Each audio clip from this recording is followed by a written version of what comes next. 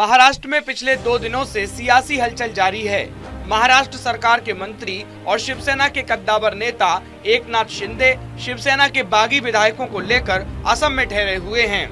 लगातार इन बागी विधायकों की संख्या बढ़ती जा रही है और दूसरी तरफ उद्धव ठाकरे सरकार के बचने के आसार कम होते जा रहे हैं। लेकिन अब सभी के मन में यही सवाल उठ रहा है कि इस समय एकनाथ शिंदे के पास शिवसेना के इतने बागी विधायक मौजूद हैं जो बीजेपी से मिलकर अपनी सरकार बना सकते हैं, लेकिन उसके बावजूद भी एकनाथ शिंदे शिवसेना के और विधायकों को क्यों तोड़ रहे हैं, इसका क्या अर्थ है? शिवसेना को ठाकरे से छीनना चाहते हैं एकनाथ। महाराष्ट्र में मंगलवार से शुरू हुआ हाई वोल्टेज ड्रामा आज भी जारी है। शिवसेना के बागी विधायक सूरत से गुवाहाटी पहुंचे, वहीं उद्धव ठाकरे ने कैबिनेट मीटिंग के बाद सीएम हाउस छोड़ दिया। वे अपना सामान लेकर अपने घर मातोश्री पहुंच गए। इससे पहले एकनाथ शिंदे के खिलाफ व्हिप जारी कर दिया गया था। शिंदे अपने साथ कुल 46 विधायक होने का दावा कर रहे हैं। मौजूदा हालातों को देखकर ऐसा लग रहा है कि एकनाथ शिंदे उद्धव ठाकरे से सिर्फ उनकी सरकार ही नहीं बल्कि उनकी पार्टी शिवसेना भी छीनना चाहते हैं। लेकिन अब जानना ये भी जरूरी है कि आखिर एकनाथ और उद्धव ठाकरे के बीच का विवाद इतनी तेजी के साथ बढ़ क्यों रहा है। दरअसल एकनाथ शिंदे हमेशा से ही बीजेपी के साथ गठबंधन के पक्ष में थे। जब 2019 में उद्धव ठाकरे ने कांग्रेस एनसीपी के साथ सरकार बनाने का फैसला लिया, तब भी वे बीजेपी के साथ गठबंधन में जाने की बात कह रहे थे। लेकिन आखिर में उद्धव ठाकरे की मर्जी के मुताबिक एनसीपी और कांग्रेस के साथ गठबंधन की सरकार बनी। महाविकास अघाड़ी सरकार में शिंदे को शहरी विकास मंत्रालय दिया गया, लेकिन आदित्य ठाकरे के साथ कई मुद्दों पर विवाद रहा।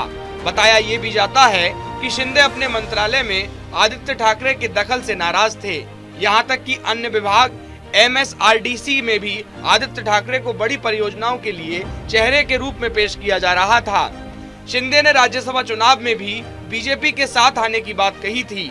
यहाँ तक कि बैठक में उन्होंने इसका प्रस्ताव भी रखा था, लेकिन संजय राउत ने इसका विरोध किया था। शिवसेना के स्थापना दिवस पर उद्धव ठाकरे ने कहा था कि जो लोग बगावत करना चाहते हैं उन्हें पता होना चाहिए कि अगर शेर चला गया तो सवा शेर आ गया है।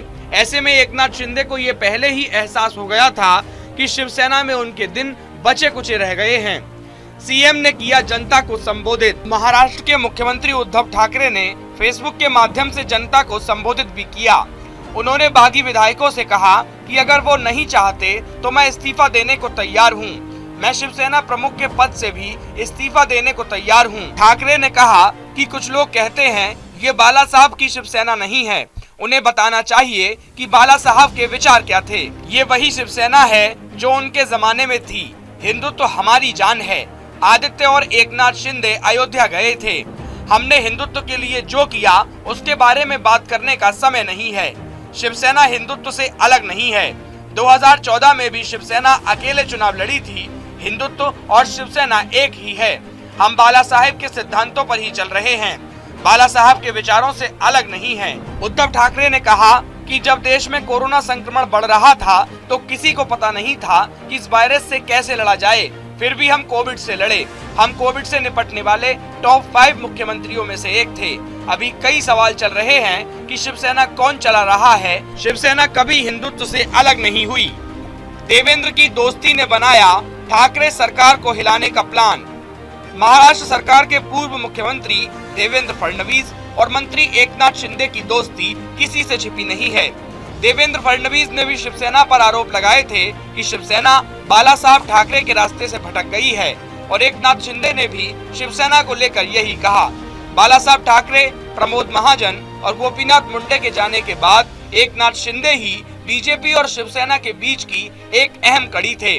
देवेंद्र फडणवीस के नेतृत्व वाली महाराष्ट्र सरकार में शिंदे के पास PWD मंत्रालय था। शिंदे से दोस्ती ही देवेंद्र फडणवीस और बीजेपी के लिए इस समय ब्रह्मास्त्र का काम कर रही है। न्यूज इंडिया के लिए अभिषेक पाठक की रिपोर्ट।